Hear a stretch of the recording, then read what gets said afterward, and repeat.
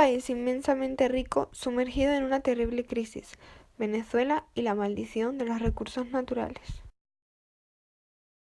Un país rico en recursos naturales, con una enorme inflación, gran fractura política, que carece de los elementos más básicos y de seguridad. Esto es Venezuela, un país sumergido en una crisis económica, financiera, política y social. Todo esto a pesar de contar con las mayores reservas de petróleo y de gas natural del mundo, y otra cantidad de recursos naturales que podría llevar a este país a la bonanza económica. Venezuela vive sumergida en la maldición de los recursos. La maldición de los recursos naturales es un mal económico que ataca a diferentes países en el mundo.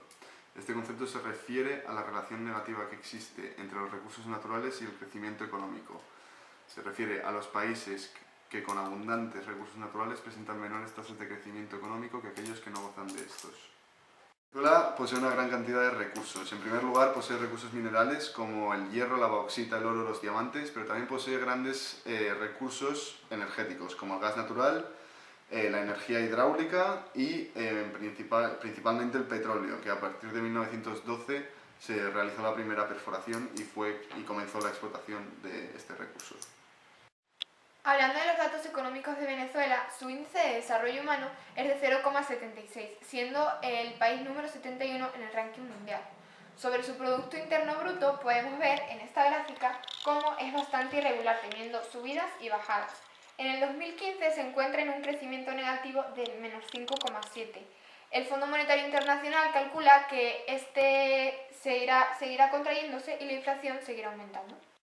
El 96% de los ingresos de Venezuela proviene del petróleo, siendo el resto de sectores prácticamente inexistentes.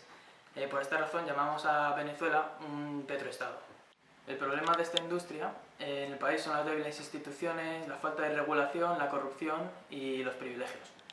En 1912 la economía venezolana creció exponencialmente, ya que era uno de los primeros comerciantes de petróleo hasta la década de 1970.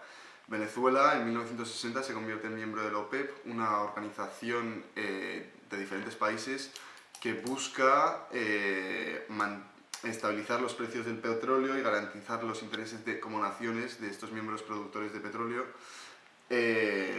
aunque estos intereses no siempre son garantizados y Venezuela es un claro ejemplo de ellos, ya que su economía basada en el petróleo ha sufrido grandes recesiones a lo largo de la historia.